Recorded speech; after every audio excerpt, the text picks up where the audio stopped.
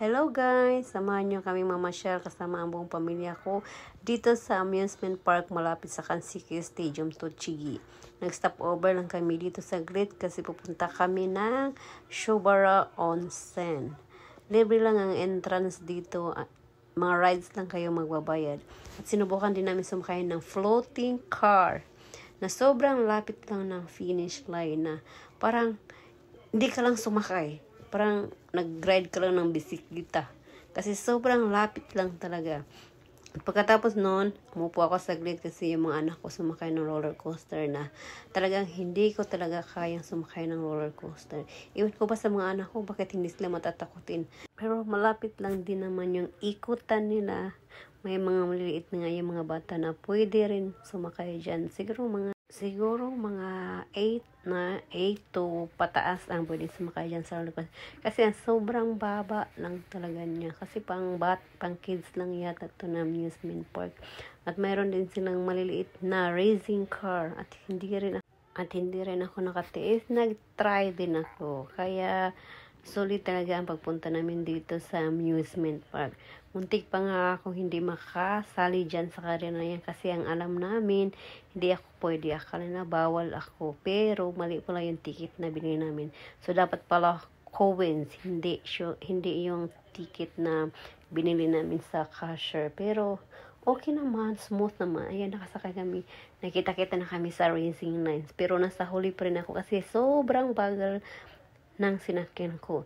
Nauna silang dalawa kasi sila ang unang sumakay. Kaya kaming dalawa, nahuli din kami at nauna sila umalis, nauna din silang dumating. Kaya kami ang pinakahuling dumating. Kasi sa sobrang bagal at ang ingay-ingay pa. Ang lakas ng kanta, ang lakas ng boses. Pero sulit naman siya sa halagang 100 yen yung bayad niyan. So, yan. Enjoy lang. Hindi talaga ako mahilig sumakay sa mga rides kasi nga matakotin ako sa mga heights. Lalo na sa roller coaster. Pero sa Pinas, pag pumapunta ako sa Perianpong, sumasakay naman ako ng Ferris wheel sa sobrang pero dito sa Japan, hindi talaga kasi parang natatakot ako na ewan ko ba basta while walking, ayan yung Ferris wheel na sobrang bagal umikot. Abutin ka pa ng 30 minutes bago ka makarating. So, while walking, nakita namin tong isang vending machine na dito para bibili ng mga tickets sa mga rides na high-tech dito kasi dito walang mga tao, walang mga teller na nagbabantay sa machine ka lang bibili ng mga ticket dito.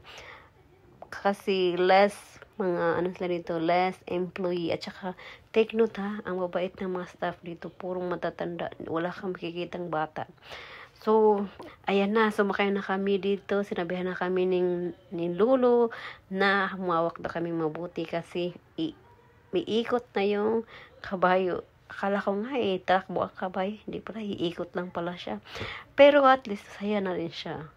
Enjoy lang kasi every moment of life dapat i-enjoy natin kasi ngayon lang tayo enjoy kasi next pagkatapos nito trabaho ulit tayo.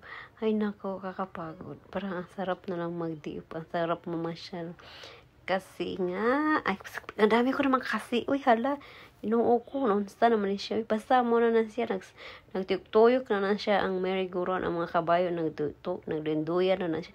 Abi man ako umudagan ang mga kabayo, nagdenduyan naman na siya. Pero at least enjoy rin.